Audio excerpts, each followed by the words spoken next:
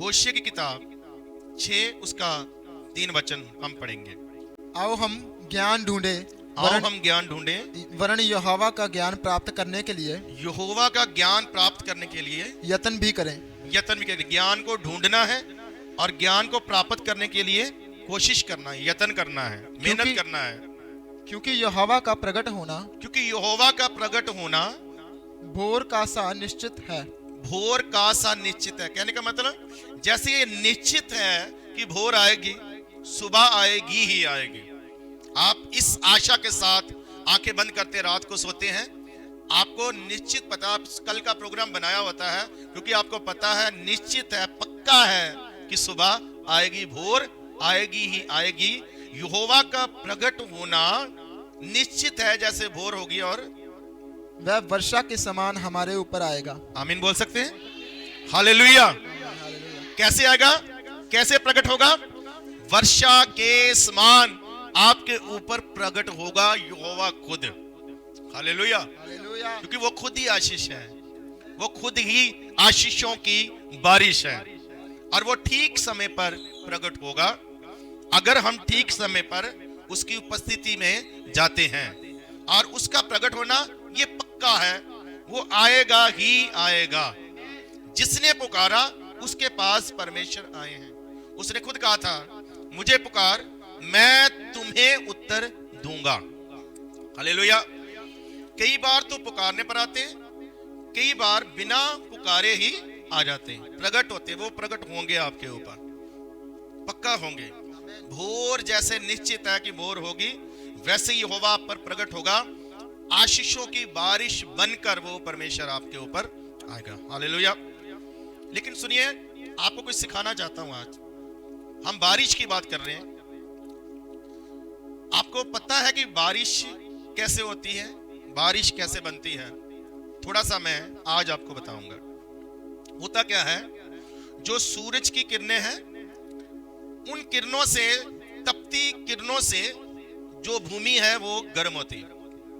और भूमि गर्म होने से जो इस भूमि पर, पृथ्वी पर पानी है ना, पानी के सोते हैं, समंदर या दरिया या नदियां, जहां भी पानी खड़ा है, तो गर्म होने से वो पानी की बूंदें पानी से अलग होती हैं और भाप बन जाती है। और वो भाप बनकर, क्योंकि वो हल्की होती है, बहुत ज्यादा हल्की होती है, वो ऊपर को जाती है। कोई भी चीज जिसमें थोड़ा सा भी वजन होगा वो धरती की ग्रेविटी से नीचे को आती है। लेकिन जिसमें वजन नहीं होता है, भार नहीं होता है, जैसे धुआं हो गया या भाप हो गई, ये कहां पर जाते हैं? हवा से ऊपर को जाते हैं। और जब ये 1000 किलोमीटर जाती है तो ऊपर का जो तापमान है वो ठंडा है। धरती से ऊपर का तापमान क्या है? ठंडा है। हर 1000 किलोमीटर पर 5.5 तापमान कम होता रहता है जैसे जैसे ऊपर जाती है। तो जो भाप है ये ऊपर को जाती है और ऊपर जाकर ये ठंडी होती है। गर्मी से उठती है, ऊपर जाकर क्या हो जाती है? ठंडी होती है। और जिनको हम देखते हैं ना, बादल देखते हैं हम व्हाइट कलर के, ये क्या होता है? ये हल्के पानी की बूंदें होती है और फिर ऊपर का तापमान ठंडा है और ये क्या हो जाती है? ऊपर जाकर ठंडी होकर जम जाती है। लेकिन जमने में इसकी कौन सहायता करता है? कैसे जम जाती है? पृथ्वी पर से जो आग लगती है या ऊपर कण जाते हैं, धुएं के जो छोटे छोटे कण होते हैं उसमें, वो जब ऊपर जाते हैं, और कुछ आकाश में ही छोटे छोटे कण होते हैं जो आकाश में ही पैदा होते हैं, बहुत हल्के और छोटे होते हैं वो। तो क्या होता है कि ऊपर जब उनके साथ मेल होता है वो उस भाप का, तो उसमें उन कणों में, मिट्टी के उन कणों में वो जम जाते हैं। ठंडा होने के कारण क्या हो जाता है? वो आपस में जम जाते हैं, वो छोटे छोटे क्रिस्टल बनाते हैं। जैसे आपने जमी हुई बर्फ देखी होगी ना, ऊपर जाकर ये जमते हैं आपस में, और ये एक दिन में लाखों करोड़ों अरबों बार ऐसा होता है। वो आपस में मिलके एक क्रिस्टल बनते हैं, बर्फ बन जाते हैं। और जब वो भारी हो जाते हैं ज्यादा, पहले इतना हल्के होते हैं कि हवा से इधर उधर ये उड़ाए जाते हैं, लेकिन जब जहां पर इन्होंने बरसना है, जब ये ज्यादा भार हो जाता है, उनमें ज्यादा भारी हो जाते हैं, तो वो जो बर्फ है वो नीचे को गिरती है। तो धरती के पास जैसे जाते आती है, फिर तापमान बढ़ना शुरू हो जाता है। भाप ऊपर जाती है तो तापमान ऊपर कम है इसलिए वो जम जाती है। फिर जब नीचे गिरती है, गिरती तो ऊपर से जमी हुई बर्फ है, लेकिन तापमान सूरज के कारण नीचे आते आते वो पिघल जाती है और पानी की बूंदें बन जाती है, हल्की पानी की वो बूंदें बन जाती है। आपने देखा होगा कि कहीं पर बर्फ पड़ती है रुई के समान कई जगहों पर, और कई जगहों पर आपने देखा होगा कि बर्फ के इतने इतने गोले या इतने इतने बड़े आपने गोले गिरते हुए देखे होंगे। उसका क्या कारण होता है? जहां पर तापमान कम है वहां पर वो बर्फ के रूप में वो ऊपर से आती है, क्योंकि वहां मौसम ठंडा है, इसलिए उनको ज्यादा पिघलने का मौका नहीं मिलता। जहां पर तापमान ज्यादा है वहां पर वो पिघल कर क्या बन जाता है? पानी बन जाता है, उसको हम बारिश बोलते हैं। और ये प्रोसेस जो है शुरू से ही आज तक हो रहा है, और ये सिस्टम हमारे परमेश्वर ने बनाया। हालेलुया, सब बोलिए हालेलुया। तो मैं सिखाना क्या चाहता हूं, ऊपर के पानी नीचे आते हैं और नीचे के पानी ही ऊपर जाते हैं, बारिश के रूप में आ जाते हैं। तो हम आज बात कर रहे हैं आत्मिक बारिश की, और उस आत्मिक बारिश की बात कर रहे हैं जिसको बाइबल आशीषों की बारिश हमने पढ़ा है, हमने सीखा है। तो मैं आपको यह सिखाना चाहता हूं कि ऊपर से जो आशीषों की बारिश आएगी उसका प्रोसेस ये होगा कि वो नीचे से जाएगी। कहां से बनकर? नीचे से बनकर। हालेलुया। आपके अंदर से, आपके जीवन से कुछ भाव की तरह उठना चाहिए और ऊपर स्वर्ग में पहुंचना चाहिए। अगर नीचे से ऊपर नहीं जाएगा तो ऊपर से नीचे नहीं आएगा, क्योंकि बारिश की बूंदें नीचे से ऊपर जाती है, फिर ऊपर से कई ज्यादा होकर वो नीचे आती है। Hallelujah, hallelujah. कुछ आपके अंदर से अलग होना चाहिए, आपके जीवन से स्वर्ग में जाना चाहिए, वही आशीष की बारिश आपके ऊपर आएगी। मान लो आपके पास एटीएम है, आप एटीएम में जाते हैं तो उसमें से 2000, 4000, 5000 रुपए निकालकर ले आते हैं, लेकिन आपको पता है वो इसलिए आप लोग निकाल लाते हो क्योंकि पहले आपने वहां पर पहुंचाया, पहले आपने क्या किया? दिया, जमा करवाया। उसके बाद फिर एक छोटे रूप में जितनी आपकी जरूरत है आप उस कार्ड से क्या करते हो? पैसे निकाल लेते हो। तो पहले पहले तो कई बार कुछ लोगों को पता नहीं होता, वो सोचते ही खरे ऐसे ही ना ही जमा करवाओ तो एटीएम में डालो कार्ड तो वहां से क्या आ जाएंगे? पैसे आएंगे। ऐसे नहीं आएंगे। हालेलुया। सो मैं आज आपको सिखा रहा हूं, पहले आपको उन बूंदों को ऊपर जमा करना पड़ेगा। हालेलुया। कुछ हिस्सा पानी का ऊपर जाना चाहिए, कुछ हिस्सा आपका कहां पर जाना चाहिए? ऊपर जाना चाहिए। हालेलुया। तो वो ऊपर से आशीष आएगी। एक आयत आप पढ़ लीजिए, उत्पत्ति 28 उसका 12 वचन पढ़िए। उत्पत्ति 28 उसका 12 वचन।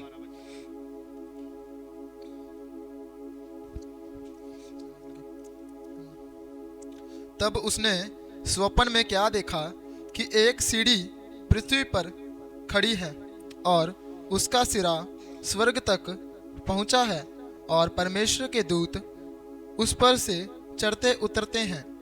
हालेलुया। जब याकूब भागा अपने बाप के घर से, क्योंकि उसने झूठ बोलकर अपने पिता से आशीष को ले लिया था, उसकी मां ने उसको भगा दिया कि तेरा भाई तुझे मार देगा। वो जल्दी से कुछ भी लेकर घर से नहीं निकला, लेकिन कुछ जानकार कहते हैं कि उस समय ऑयल जो है, तेल जो है, वो घरों में रखा रहता था, वही उसने उठा लिया। हालेलुया। वो ले गया और रास्ते में एक जगह पर रात हो जाती है, उसको नहीं पता कौन सी जगह है, तो रात हो जाती है तो वो वहीं पर सोने का निर्णय लेता है।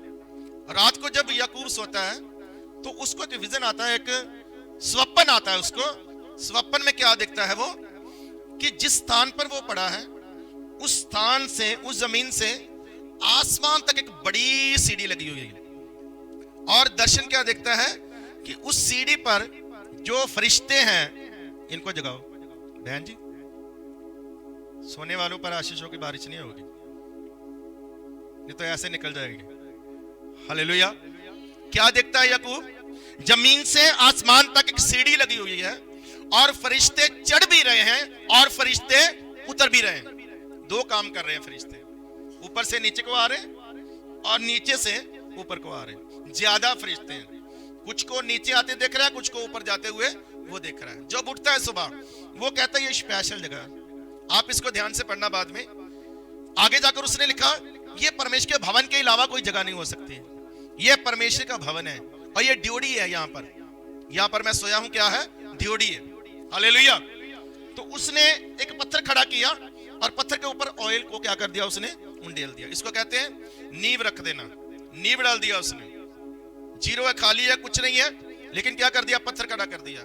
इसलिए जानकर कहते हैं कि ऑयल कहां से आया वहां पर? वो तो उजाड़ जगह है, वो ऑयल उसके पास था। हालेलुया। इससे हम ये सीखते हैं कि आत्मा का ऑयल हर समय आपके पास होना चाहिए। अभिषेक का ऑयल हर समय आपके ऊपर होना चाहिए, आपके पास होना चाहिए। आमीन, हालेलुया। तो मैं सिखाना क्या चाहता हूं, ये फरिश्ते ऊपर से नीचे क्या करने आ रहे हैं और नीचे से ऊपर क्या करने जा रहे हैं? याकूब ने कहा यह परमेश्वर का भवन है, और परमेश्वर की नजर में तो पहले का भवन है, वो आने वाले समय का दर्शन देख रहा है। आने वाले समय में वहां पर भवन बनाया गया। सुलेमान के द्वारा, दाऊद के द्वारा उस जगह को ढूंढ लिया गया और सुलेमान के द्वारा भवन बनाया गया।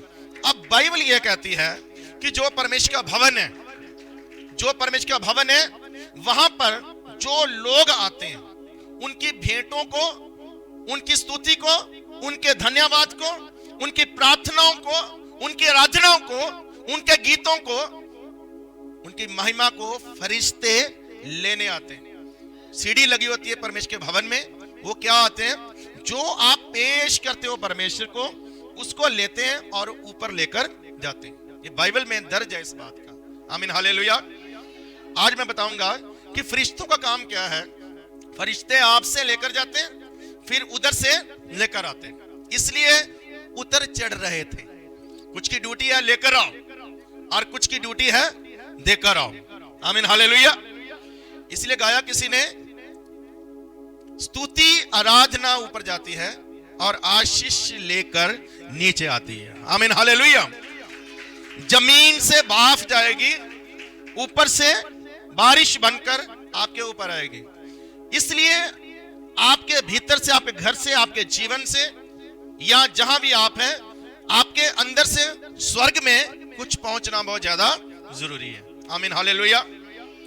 क्या क्या हमें ऊपर पहुंचाना है? कौन कौन सी चीज हमारे लिए आशीषों की बारिश आएगी?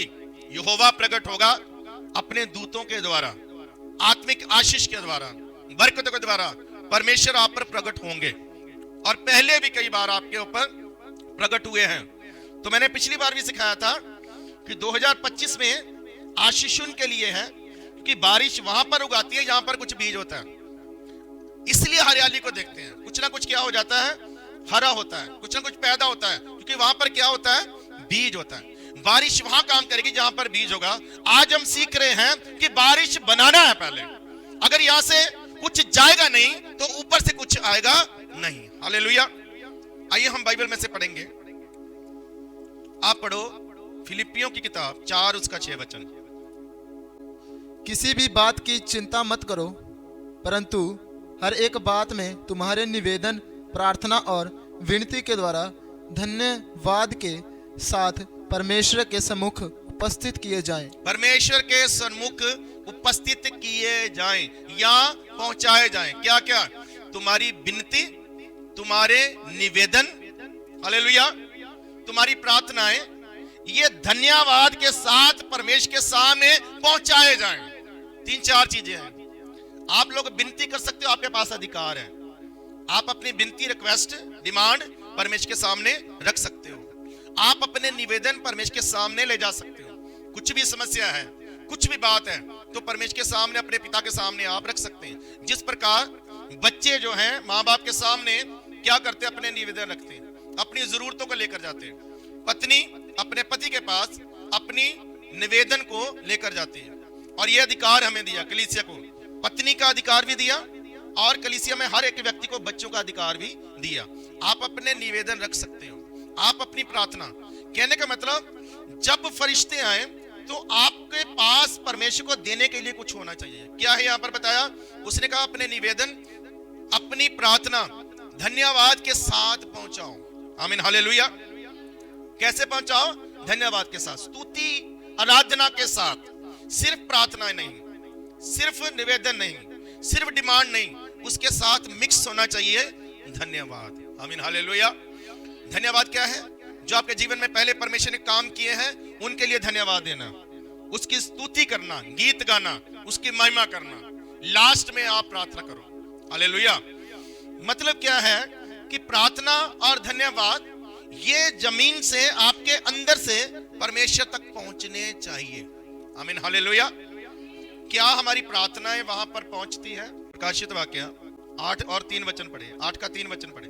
फिर एक और स्वर्गदूत सोने का धूपदान लिए हुए आया और वेदी के निकट खड़ा हुआ, और उसको बहुत धूप दिया गया कि सब पवित्र लोगों की प्रार्थनाओं के साथ सोने की उस वेदी पर जो सिंहासन के सामने है चढ़ाए। समझे आपके नहीं? हालेलुया। एक स्वर्गदूत आया, उसको यह अधिकार दिया गया कि वो एक कटोरा ले और उसमें क्या रखे? धूप रखे। क्या रखे? उसमें धूप रखे, और उसमें जो संतों की, सेवकों की, कलीसियाओं की प्रार्थनाएं हैं उनको मिलाए, और उस सुगंधी को प्रार्थना में मिलाकर वो जगवेदी के ऊपर चढ़ाएं या जलाएं। हालेलुया। उसका धुआं जब परमेश्वर के नथनों में जाता है, वो सुगंधी, प्रार्थना मिक्स सुगंधी, तो वो परमेश्वर को भाता है। आमीन, हालेलुया, हालेलुया। बाइबल कहती है जब आप लोग आराधना करते हैं, प्रार्थना करते हैं, तो परमेश्वर का सिंहासन लग जाता है। क्या करने आते हैं परमेश्वर? परमेश्वर देखते हैं सिंहासन लगाकर, आपके ऊपर, मेरे ऊपर नजर आती है। हालेलुया। उस समय फरिश्ते जो याकूब ने देखे थे कि सीढ़ी से ऊपर नीचे होते हैं, वो ऊपर से आएंगे, परमेश्वर दूतों को भेजेगा, इनकी प्रार्थनाओं को लेकर आओ। हालेलुया। इनके धन्यवाद को लेकर आओ। वो जमा किए जाते हैं उधर। जैसे भाप ऊपर क्या होती है? पहले जमा होती है, बहुत सारे हल्के कणों में क्या होती है? जमा होती है। इसी तरह आपकी बारिश बनकर आपकी स्तुति, आपकी आराधना, आपकी प्रार्थना वो परमेश्वर के सामने जमा होनी चाहिए। हालेलुया। क्या होनी चाहिए? जमा होनी चाहिए। जब आप पढ़ते हैं प्रेरितों के काम 10 उसका 4 वचन, 10 उसका 4 वचन, वहां पर कुरनेलूस से एक फरिश्ता आकर कहता है, सुनिए ध्यान से। कुरनेलूस कौन है? एक वो व्यक्ति है जो यहूदियों में से नहीं है, जो परमेश्वर को जानता है। हालेलुया। लेकिन मानना कैसे उसको पता नहीं। लेकिन वो 2 काम करता है। वो क्या करता है? वो दूसरों को दान देता है, यहूदियों को दान देता है, मंदिर बनाने के लिए दान देता है, और वो प्रार्थना करता है। वो अपने परिवार समेत परमेश्वर का भय रखता है, वो धर्मी है, और वो प्रार्थना करता है, नित्य प्रार्थना करता है। फरिश्ता अगर खड़ा हो जाता है, ध्यान से सुनिए। फरिश्ता कहता है, कुरनेलूस, तेरे दान और तेरी प्रार्थनाएं ये स्वर्ग में पहुंच गए हैं। हालेलुया। कहां पहुंच गए? स्वर्ग में तेरे दान, तेरी प्रार्थनाएं पहुंच गई है। अब तेरी बारी है, अब तुझे कुछ करना है। जो तू पहुंचा रहा है वो तो पहुंच रहा है, उधर जमा हो रहा है, लेकिन अब तक तू कबूल नहीं हुआ है। तुझे कबूल होने के लिए तुझे कुछ करना पड़ेगा। वो मेरा दास बताएगा। पतरस को बुला, वो आएगा, तुझे बताएगा कि तू कबूल कैसे होगा। आमीन, हालेलुया। पहले तो मैं ये पूछना चाहता हूं कि आपको समझ आ रहा है मैं क्या बता रहा हूं? मैं आपको बता रहा हूं कि बारिश कैसे बनेगी, आशीषों की बारिश कैसे आएगी। यहां से कुछ ऊपर भाप भेजना पड़ेगा। आमीन, हालेलुया। अपनी कमाई में से कुछ भाप को क्या करना पड़ेगा? आपको अलग करना पड़ेगा। अपने पैसे में से कुछ पैसों को भाप के रूप में क्या करना पड़ेगा? अलग करना पड़ेगा, वरना आप भारी है। भाप क्या है? हल्की है। जब वो ऊपर जाएगी तो आपके अंदर भी कुछ हल्कापन आएगा। कुरनेलूस भेजता था वो दान भी। अब बाइबल कहती है दान तो स्वर्ग में परमेश्वर को नहीं किया जाता, तो स्वर्ग में फरिश्ता बोल रहा है कि पहुंच गया। इसका मतलब फरिश्ता झूठ तो कभी नहीं बोलता है, और फरिश्ता परमेश्वर की ओर से भेजा जाता है। आमीन, हालेलुया। वो तसल्ली देता है, तेरी प्रार्थना भी पहुंच गई, तेरे दान भी पहुंच गए। उधर हमने पढ़ा कि धन्यवाद पहुंचाओ, स्तुति पहुंचाओ। जब आप स्तुति पहुंचाएंगे, जब आप अपनी प्रार्थना पहुंचाएंगे कुरनेलूस की तरह, और जब आप अपना दान पहुंचाएंगे, अपना धन पहुंचाएंगे, तो ये ऊपर जमा होता रहेगा। हालेलुया। और एक दिन आएगा वो बारिश बनकर, वो आशीषों की बारिश बनकर ठीक समय पर आपके ऊपर आ जाएगी। आमीन। Hallelujah, hallelujah. दानियल ने प्रार्थनाओं को जमा किया हुआ था, किया था कि नहीं? उसकी प्रार्थना स्वर्ग में जमा हो रही थी। एक दिन आया ठीक समय पर, आई कि नहीं आशीष? आया कि नहीं छुटकारा? ठीक समय पर छुटकारा आया जब शेरों के सामने बैठा था। क्योंकि उससे पहले उसने अपनी प्रार्थनाओं को क्या किया था? जमा किया था। हालेलुया। अगले हफ्ते मैं आपको पढ़ाऊंगा, बाइबल में लिखा याकूब की किताब में, याकूब 5 बाब में वो कहता है एलिया हमारे जैसा सुख दुख भोगी मनुष्य था, लेकिन जब उसने तन मन से प्रार्थना की तो बारिश रुक गई, और जब उसने प्रार्थना की तो बारिश आ गई। Hallelujah, hallelujah. क्योंकि उसकी प्रार्थनाएं जमा थी ऊपर। आप जितना प्रार्थना करेंगे, जितना स्तुति गुणगान करेंगे, जितना धन्यवाद करेंगे, जहां जितना सेवा के लिए अपना पैसा देंगे, वो परमेश्वर के स्वर्ग में पहुंचता है। हालेलुया। कहां पर पहुंचता है? परमेश्वर के स्वर्ग में। और ठीक समय पर बारिश आई है।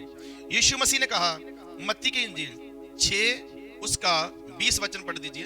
परंतु अपने लिए स्वर्ग में धन इकट्ठा करो, जहाँ ना तो कीड़ा और ना काई बिगाड़ते हैं, और जहाँ चोर ना सेंध लगाते और ना चुराते हैं। बस सीधी सी बात है। प्रभु यीशु मसीह ने यहाँ पर कहा, खुद कहा अपने मुंह से कि स्वर्ग में अपना धन इकट्ठा करो। कहां पर इकट्ठा करो? जहां चोरी नहीं हो सकता, ना कोई सेंध लगा सकता है, ना काई लग सकता है, ना कीड़ा लग सकता है। स्वर्ग में अपना धन इकट्ठा करो, यहां से कुछ ऊपर भेजो। हालेलुया। हम अपने लिए इस्तेमाल करते हैं, अपने घर के लिए इस्तेमाल करते हैं, दूसरों के लिए इस्तेमाल करते हैं, लेकिन बाइबल में एक हिस्सा परमेश्वर को देने के लिए बोला गया। और यहां खुद यीशु मसीह ने भी कह दिया कि स्वर्ग में धन इकट्ठा करो। कैसे करेंगे? जब हम परमेश्वर की सेवकाई में अपना हिस्सा परमेश्वर को देते हैं। हालेलुया। तो वो जो हिस्सा है, वो समझ लो एक बाफ की तरह आपसे क्या हो गया? अलग हो गया। आपके धन में से क्या हो गया? वो अलग हो गया। वो बूंदे ऊपर पहुंच गई और वहां पर वो जमा हो रही है, वहां पर वो जमा हो रही है। हालेलुया। बाइबल कहती है, अपने दशवांश मेरे घर में लेकर आओ। और बताया बाइबल में स्पेशल कि देना क्या है, कितनी बाप पहुंचाना, कितना परमेश्वर के पास जमा करना है। हालेलुया। ये मिनिमम है। दशवांश बाइबल में क्या है? मिनिमम। मैक्सिमम नए नियम में है। बाइबल कहती है जितना ज्यादा बोएगा उतना ज्यादा काटेगा, जो कोई थोड़ा बोएगा वो थोड़ा काटेगा। आमीन। हालेलुया। तो बाइबल कहती है एक विधवा ने अपना, उसके पास जो था, पंजाबी तेला लिखा, हालेलुया, दमड़ी भी क्या है, 50 पैसे भी एक जगह लिखा है। हालेलुया। उसने दे दिया। भवन में जब दान रहे थे तो उसने दे दिया। यीशु मसीह ने सबके सामने बोलकर उसकी तारीफ की। प्रभु ने कहा इसने सबसे ज्यादा दिया। क्यों? जबकि ज्यादा तो और लोगों ने दिया था। प्रभु ने कहा सबने अपनी बढ़ती में से दिया, कुछ में से कुछ दे दिया, लेकिन इसने क्यों ज्यादा दिया? इसने 100% दे दिया। जितना था सारा इसने डाल दिया, क्योंकि इसके पास था ही। थोड़ा कंगाल थी, विधवा थी, लेकिन उसने सारा डाल दिया। ये जो काम इस पृथ्वी पर करते हैं परमेश्वर के कामों के लिए, परमेश्वर की सेवा के लिए, जिस प्रकार याकूब के पास कुछ नहीं था, उसने क्या किया था? वहां पर नींव पत्थर रख दिया। उस समय वो खाली था, जीरो था, कुछ नहीं था उसके पास, लेकिन फिर उसने उठकर एक प्रार्थना की। वो परमेश्वर से एक वायदा करता है। परमेश्वर से कहता है अगर तू मुझे खाने को देगा, मुझे कपड़ा देगा, मैं शांति के साथ रहूंगा और वापस आऊंगा, तो मैं जो भी कमाऊंगा उसमें से अपना 10वां भाग जो है, दशवांश, वो मैं तुझे दूंगा। हालेलुया। अभी था कुछ नहीं, खुद जीरो है। आशीषें तो बोल कर दिया था, उसके बाप ने उसको कोई चेक नहीं पकड़ा दिया था, कोई सोने के सिक्के नहीं दिए थे।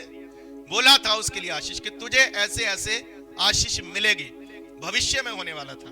हालेलुया। लेकिन उसका विश्वास देखो। उस समय दशवांश की कोई विधि नहीं थी, उस समय दशवांश का कहीं लिखा नहीं था। उस समय दशमांश की व्यवस्था भी अभी नहीं आई थी। लेकिन उसने कहां से सीखा? उसने सीखा था अपने दादाजी से। अपनी पीढ़ियों को सिखाओ, आमीन हालेलुया। अपने बच्चों को सिखाओ, फिर आगे उनके बच्चों को सिखाओ।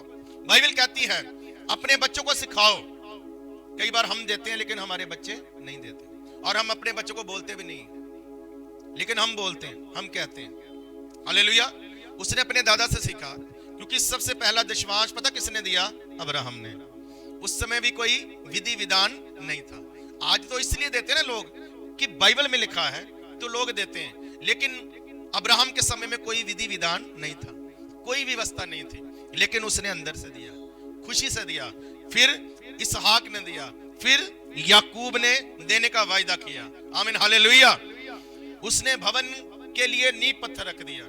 सो मैं आपसे कहना चाहता हूं, पानी में से भाप उठती है, वो ऊपर जाकर बारिश बनती है और ठीक समय पर आपके ऊपर आती है। इसी तरह जो आप जमीन से आप ऊपर पहुंचाएंगे वो जमा होगा और एक दिन कई गुना होकर आपके ऊपर आएगा, आमीन हालेलुया हालेलुया।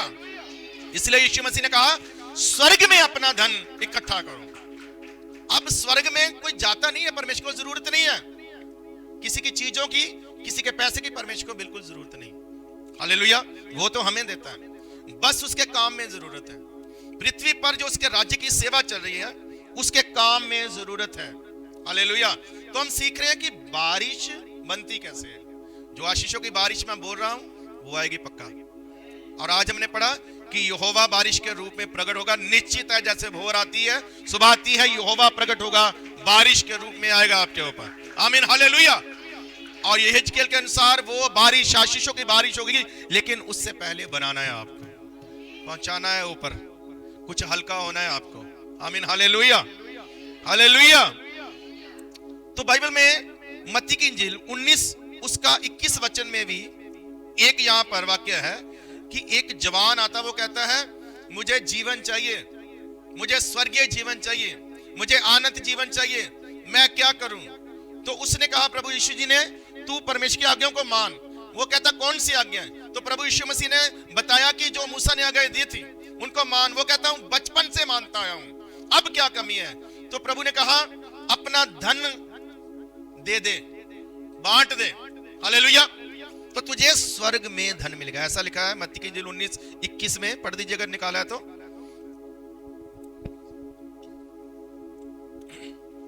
यीशु ने उससे कहा यदि तू सिद्ध होना चाहता है तो जा, अपना माल बेचकर कंगालों को दे और तुझे स्वर्ग में धन मिलेगा। तुझे और स्वर्ग में, बस तुझे क्या मिलेगा स्वर्ग में? बोलो तो सही, क्या मिलेगा? एक व्यक्ति को प्रभु बोल रहे हैं कि स्वर्ग में धन मिलेगा। स्वर्ग में भी धन है, हालेलुया। वो धन आपको यहां से पहुंचाना होगा, और एक चीज से नहीं बनता है वो धन। जो है ना, जिस धन को प्रभु जमा करने के लिए कहते हैं, वो किसी एक चीज से नहीं बनता है। वो मैं बता रहा हूं किस चीज से बनता है। वो जमा होता है आपकी प्रार्थना, क्या होती है? जमा होती है। आपकी आराधना क्या होती है? जमा होती है, हालेलुया। आपका धन क्या होता है? उधर सेवा के कार्यों में जो लगाया जाता है वो ऊपर जमा हो जाता है, आमीन हालेलुया। और लूका 6 उसका 23 वचन में लिखा है स्वर्ग में तुम्हारे लिए बड़ा प्रतिफल है। कहां पर है? स्वर्ग में तुम्हारे लिए बड़ा प्रतिफल है, आमीन हालेलुया।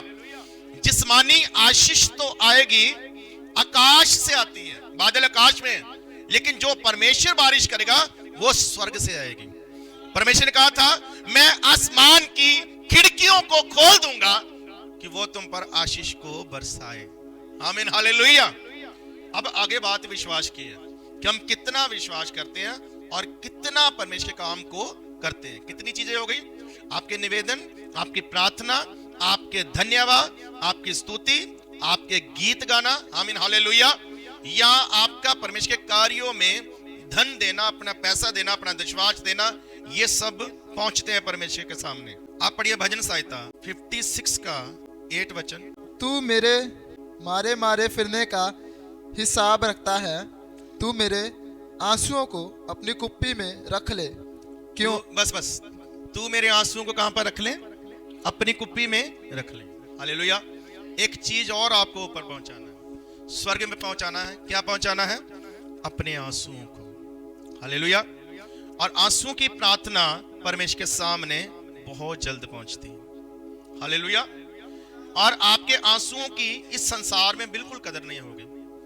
कोई 100 में से 1 होगा जो शायद आपकी फीलिंग को, आपकी भावनाओं को समझेगा या आपके आंसुओं की भाषा को समझ लेगा। हालेलुया। कोई होगा शायद, लेकिन एक है स्वर्ग में जो आपके आंसुओं की इतनी कदर करता है। माँ जो हमारे आंसू को देखकर खुद रोने लग जाती है, लेकिन हमारे आंसू उससे जमा नहीं हो सकते। वो कुप्पियों में जमा नहीं कर सकती, ना यहाँ जमा रह सकते हैं, सूख जाएंगे। हालेलुया। कोई भी नहीं कर सकता है, समझ सकता है शायद, लेकिन परमेश्वर क्या करते हैं? इतनी वैल्यू करते हैं आपके आंसुओं की कि वो उसको जमा रखते हैं, वो उसको देखते हैं। हालेलुया। क्या आपके आंसू ऊपर पहुंचते हैं? हन्ना ने लिखा, रो रो कर प्रार्थना की। उसकी प्रार्थना नहीं सुनी जा रही थी। एक दिन उसने तरीका बदल दिया, वो रोने लगी। उसको पता नहीं चला, सब उठकर चले गए, लेकिन वो बैठी रही। उसके आवाज नहीं निकल रही थी, लेकिन उसके आंसू बह रहे थे, उसके होंठ गिल रहे थे। हालेलुया। उसी दिन परमेश्वर ने कहा अपने दास के वसीले, हन्ना आज तेरी प्रार्थना पहुंच गई है। आमीन। हालेलुया। तो आंसुओं को पहुंचाओ अपने परमेश्वर के सामने।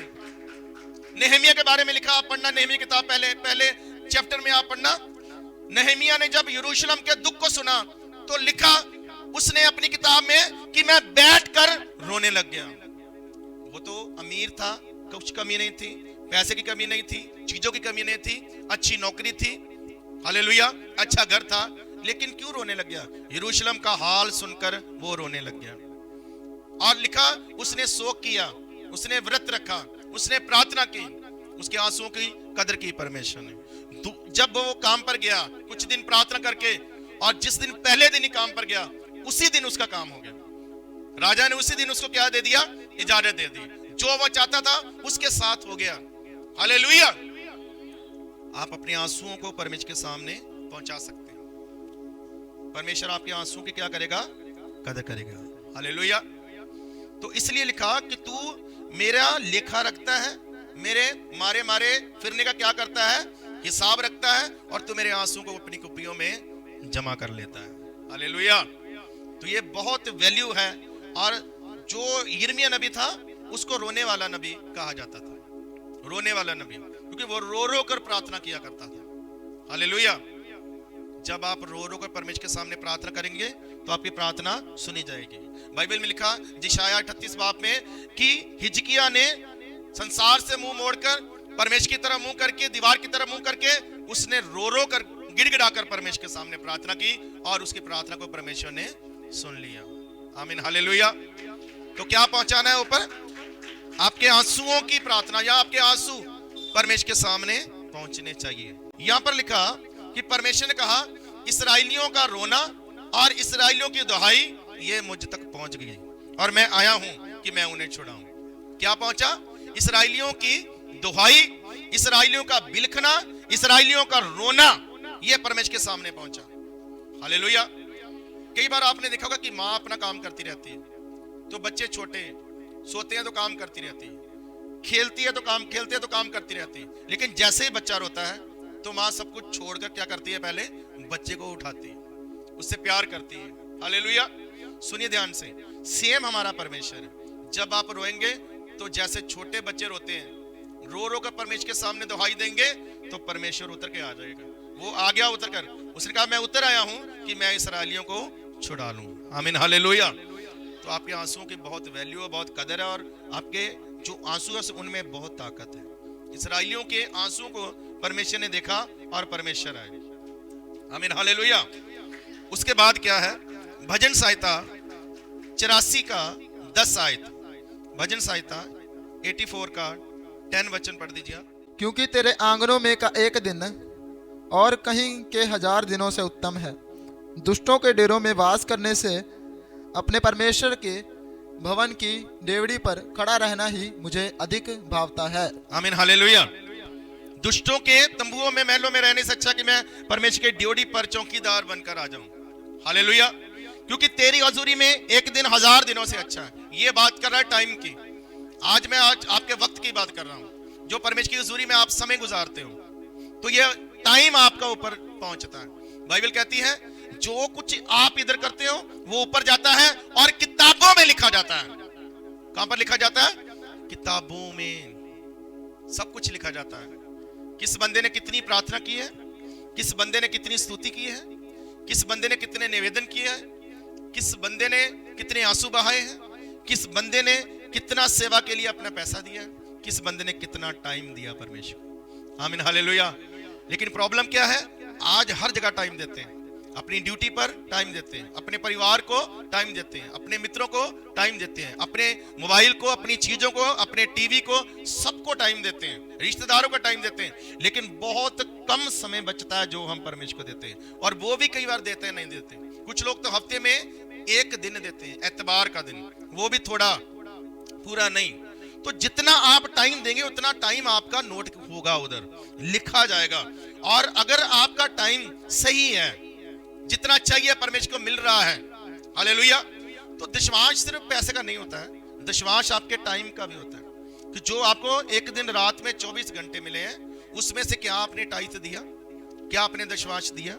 उतना समय जितना बनता है, कम से कम उतना तो दो परमेश्वर को। हालेलुया। अगर हम 10 घंटे 12 घंटे अपने काम को दे सकते हैं, नींद को दे सकते हैं, तो हम जो परमेश्वर का बनता है वो परमेश्वर को दे सकते हैं। एक बार किसी ने पूछा क्या राजा को टैक्स देना चाहिए? प्रभु ने कहा सिक्का मेरे पास लाओ, तो सिक्का दिया। प्रभु ने कहा इस पर तस्वीर किसकी है? उन्होंने बोला राजा की। किसकी है? राजा की। तो प्रभु ने उनको उत्तर दिया जो कैसर का है वो कैसर को दो, और जो परमेश्वर का वो परमेश्वर को दो। जो राजा का वो राजा को दो, जो महाराजा का है, राजाओं के राजा का है, वो परमेश्वर को दो। आमीन, हालेलुया। तो टाइम की बहुत वैल्यू, कितना समय आपने गुजारा है परमेश्वर की हुजूरी में, दुआओं में, उसके चरणों में, वो टाइम आपका लिखा जाता है। हालेलुया। एक आयत और पढ़ो, प्रकाशित वाक्य 14 का 13 वचन। प्रकाशित वाक्य 14 का 13 वचन।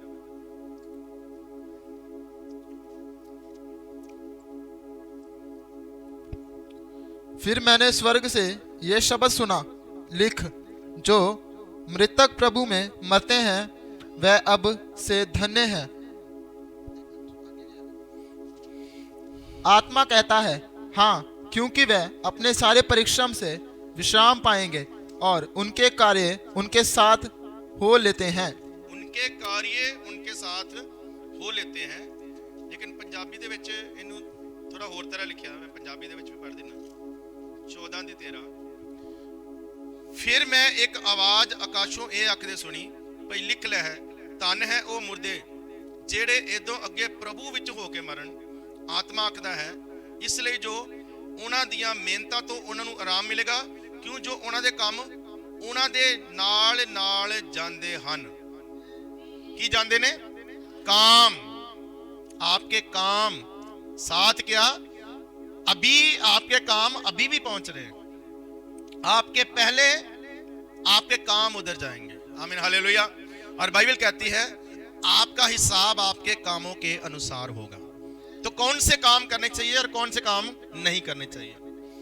जो काम आप आज करोगे वो काम वहां पर जमा किए जाते हैं, वहां पर लिखे जाते हैं। हालेलुया। तो काम तो सदूम अमूरा के भी पहुंचे थे, लेकिन उनके काम कौन से थे? पाप के। काम तो निनवा नगर के भी पहुंचे थे, उनके काम कौन से थे? गुनाह के। और उनके ऊपर कौन सी बारिश आ रही थी? सदूम अमूरा पर कौन सी बारिश आई? आग की बारिश, गंधक की बारिश, जलाकर खत्म कर दिया, भस्म कर दिया परमेश्वर ने। ऐसा ना हो कि हमारे ऐसे काम ऊपर जाए और वो ऊपर जमा हो और फिर हमारे ऊपर सजा की बारिश आए। लेकिन हमें सजा की बारिश नहीं चाहिए। हमें कौन सी बारिश चाहिए 2025 में? आशीषों की बारिश। इसलिए अपने कामों का इधर हिसाब रखो, अपने कामों को ठीक करो। बाइबल में लिखा शुभ काम करने के लिए। मत्ती की इंजील 5 बाब में लिखा है कि तुम्हारे शुभ कर्म है, अच्छे कर्म, ये लोगों के सामने प्रकट होने चाहिए। क्या आप शुभ काम कर रहे हो? क्या आप परमेश्वर के काम कर रहे हो? हालेलुया।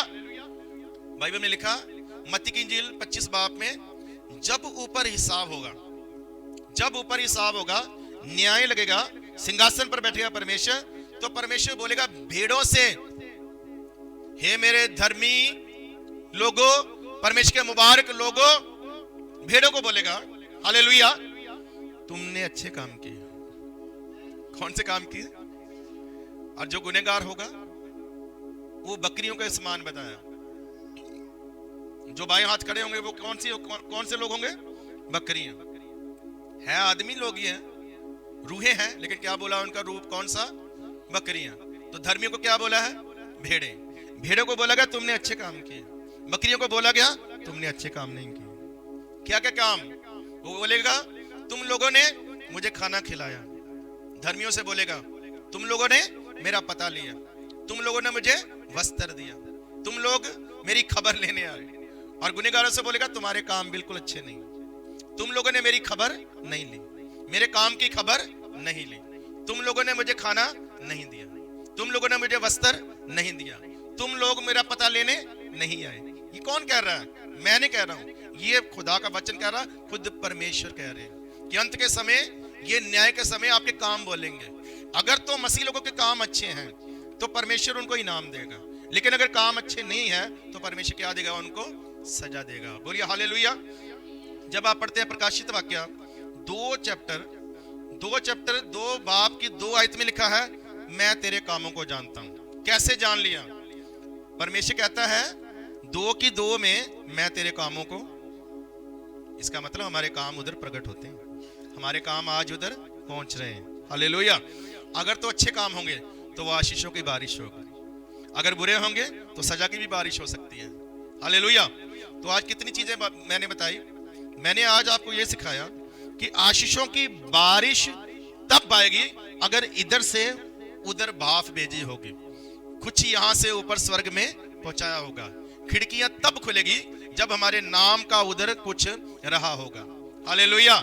प्रभु कहता है स्वर्ग में अपना धन क्या करो? इकट्ठा करो। ये सब धन है जो आज मैंने आपको आयतें सिखाई है, लिखवाई है, ये सब मिलकर क्या बनता है? एक आत्मिक धन बनता है। क्या क्या है उसमें? आपका टाइम है, आपकी प्रार्थना है, आपका धन्यवाद है, आपका गीत गाना है, आपके आंसू हैं, हालेलुया, आपके अच्छे काम हैं। कितनी चीजें आज हमने सीखी है। ये सब नीचे से क्या जाता है? ऊपर जाता है। और कौन? फरिश्ते लेकर जाते हैं। कभी भी जब धन्यवाद करो, कभी भी जब इबादत में आओ, तो आप ये समझो मैं हूं बस परमेश्वर मेरी दुआ को लेने आएगा आज, परमेश्वर मेरे धन्यवाद को लेने आएगा, परमेश्वर मेरी स्तुति को लेने फरिश्तों को भेजेगा। वो मेरे सामने खड़े होंगे। क्या मैं उसको सही से दे रहा हूं? अगर मैंने सही से उसको दिया, अगर मैंने टाइम आज खुदा को दिया, तो ये सब ऊपर जाएंगे, मिलकर क्या बनाएंगे? के ऊपर जमा होंगे। ये सब चीजें, आपका धन, आपका दान, आपका विश्वास, आपकी प्रार्थनाएं, आपके निवेदन, आपके धन्यवाद, आपके आंसू, आपका समय, आपके काम, ये सब ऊपर जाएंगे। हालेलुया। और फिर जब ठीक समय आपको जरूरत होगी तो ऊपर से बारिश आएगी, आशीषों की बारिश। यहोवा प्रकट होगा बारिश के रूप में। आमीन हालेलुया। और जब बारिश आती है ना कुछ करती है, कुछ ना कुछ उगाती है। सूखापन क्या हो जाता है? दूर हो जाता है। हमारे जीवन से उदासियां, निराशाएं, सूखापन, गरीबीपन, बांझपन सब क्या हो जाएगा? दूर हो जाएगा, क्योंकि वो बारिश है, आशीषों की बारिश ऊपर से ही आती है। ऊपर पहुंचाओ। हालेलुया। आंखें बंद करेंगे। आइए सब खड़े हो जाएं, सब धन्यवाद करें। आज विश्वास करना आप अपनी बरकत के ऊपर।